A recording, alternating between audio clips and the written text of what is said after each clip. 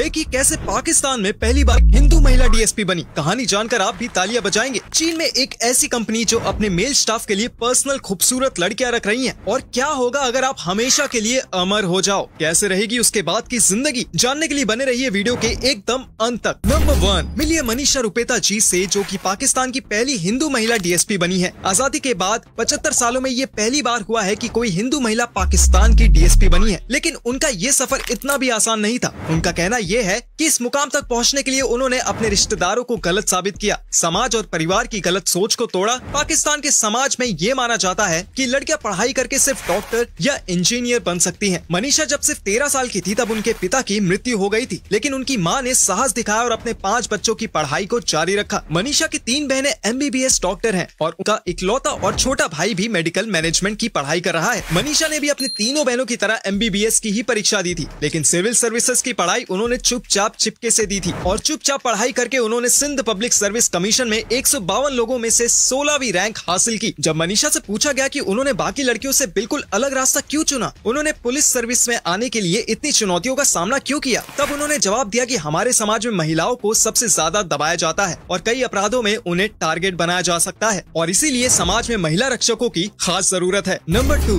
दोस्तों आपको ये जानकर हैरानी होगी कि चीन की नई टेक कंपनीज अपने मेल स्टाफ्स को मोटिवेट करने के लिए फीमेल चीयर लीडर्स रख रहे हैं। चाइनीज टेक कंपनी सभी मेल स्टाफ्स को personal female cheer leaders they रहे हैं ताकि वो अपना काम और अच्छे से करें और वर्क में अपना बेस्ट दे। जब कोई मेल स्टाफ बहुत बढ़िया काम करता है तो ये चीयर लीडर्स उनके लिए स्माइल करती हैं और तालियां बजाती हैं। ये लड़कियां कंपनी में फन के साथ वर्क करने वाला एनवायरनमेंट बनाती हैं। इसके अलावा इन पर्सनल चीयर लीडर्स का काम मेल स्टाफ के लिए ब्रेकफास्ट लाना, उनकी मसाज करना, उनके साथ खेलना और अच्छी अच्छी बातें करना है। कसम से टेक कंपनीज में इन मेल स्टाफ्स की तो मौज हो गई। नंबर 4, क्या आपको अमर होने से डर लगता है? शायद आप भी सोच रहे होंगे कि ये कैसा सवाल है, अमर होने से कोई क्यों ही डरेगा। अमरता तो एक वरदान है, लेकिन क्या आपने कभी ये सोचा है कि आखिर पृथ्वी पर क्या होगा अगर पूरी मनुष्य जाति अमर हो जाए? मौत दुनिया का आखिरी सच है, लेकिन अमरता इंसानों के लिए इस सच को पूरी तरह से मिटा देगी। इससे पृथ्वी पर कुछ ऐसे बदलाव होंगे जिसकी आप कल्पना भी नहीं कर सकते। सोचिए कि आपको ऐसी बीमारी हो जाए जिसका कोई इलाज ना हो, लेकिन अमरता की वजह से आप इस बीमारी से मरेंगे भी नहीं, जिस वजह से आपको अनंत काल तक उसी बीमारी और असीम दर्द के साथ जीना पड़ेगा। धीरे धीरे पृथ्वी पर मनुष्य की जनसंख्या बहुत ज्यादा बढ़ जाएगी। इंसानों की तादाद इतनी ज्यादा हो जाएगी कि उनके पास जंगलों को काट कर घर बनाने के अलावा कोई और ऑप्शन नहीं बचेगा। इंसान अपना घर बसाने के लिए करोड़ों जंगली जानवरों को खत्म कर देंगे। धीरे धीरे खेतों की जमीन पर भी इंसान अपना घर बना लेंगे। देखते ही देखते फल, सब्जी, गेहूं, चावल जैसी कई खाने की चीजों की बहुत कमी हो जाएगी। लोगों को आराम की जिंदगी जीने के लिए बेसिक रिसोर्सेज के लिए भी लड़ाई करनी पड़ेगी। महंगाई इतनी ज्यादा बढ़ जाएगी कि सिर्फ लखपति और करोड़पति लोग ही 2 वक्त का खाना खा पाएंगे। अरबों लोग रोज भूख से तड़प तड़प के रो रहे होंगे। वो चाहेंगे कि वो मर जाएं, लेकिन अमरता की वजह से वो मर भी नहीं पाएंगे। यानी कि सीधे शब्दों में इंसानों के लिए अमर होना पृथ्वी और खुद मनुष्य जाति के लिए एक बहुत बड़ा खतरा है। नंबर 5, पारसी कम्युनिटी के बारे में आजकल इंटरनेट पर कई दिलचस्प बातें वायरल हो रही हैं, लेकिन शायद ही आपको पता होगा कि आखिर पारसी शादी कैसे करते हैं। ज्यादातर पारसी की शादियां शाम को सूर्यास्त के थोड़ी देर बाद होती हैं। पारसी में शादी से पहले रुपिया पेरावनु नाम की एक रस्म होती है, जिसमें दुल्हन के घर की महिलाएं दूल्हे के घर जाती हैं और दूल्हे के घर की महिला दुल्हन के घर जाती है। दोनों साइड की फैमिलीज दूल्हा दुल्हन को गिफ्ट्स, रुपए और चांदी के सिक्के देते हैं। पारसी में ये रस्म सगाई कहलाती है। शादी से पहले हिंदू धर्म की ही तरह पारसी में भी हल्दी की रस्म होती है। इन रस्मों के बाद ट्रेडिशनल पारसी कपड़ों में दूल्हा दुल्हन की शादी स्टेज पर कराई जाती है। नंबर 6, एक बार की बात है, रात के करीब 3 बजे अचानक मेरी नींद खुल गई, लेकिन तभी मैंने महसूस किया कि मेरा शरीर अगड़ चुका है। मैं अपने शरीर को बिल्कुल भी नहीं हिला पा रहा था। मेरी आंखें खुली थी, मैं पूरी तरह कॉन्शियस था, लेकिन बहुत कोशिशों के बावजूद करीब 10 सेकंड्स तक मैं हिल ही नहीं पाया। उस समय ऐसा लग रहा था कि मानो किसी बुरी शक्ति ने मेरे शरीर को जकड़ रखा हो। बेशक मैं उसे आंखों से नहीं देख सकता था, लेकिन मैं ऐसा महसूस कर रहा था कि किसी शैतान ने मुझे जकड़ रखा है। फिर मुझे पता चला कि मेरे साथ जो हुआ था विज्ञान उसे स्लीप पैरालिसिस कहता है। हर साल करीब 1 करोड़ से ज्यादा लोग इसे अनुभव करते हैं। मेडिकल साइंस के मुताबिक स्लीप पैरालिसिस उन लोगों को होता है जिन्हें सोते समय सांस लेने में तकलीफ होती है, यानी कि जो स्लीप एपनिया या नार्कोलेप्सी से पीड़ित होते हैं। लेकिन मैं बिल्कुल फिट हूँ और इसके बावजूद मेरे साथ स्लीप पैरालिसिस जैसी घटना क्यों हुई मुझे भी नहीं पता। कमेंट में बताइए कि क्या आपके साथ भी कभी ऐसा हुआ है, और उम्मीद है कि आपको वीडियो पसंद आई होगी। इसी के साथ वीडियो को लाइक और अपने दोस्तों में शेयर जरूर कीजिएगा, क्योंकि आपके हर एक लाइक और शेयर से हमें काफी ज्यादा मोटिवेशन मिलता है। धन्यवाद।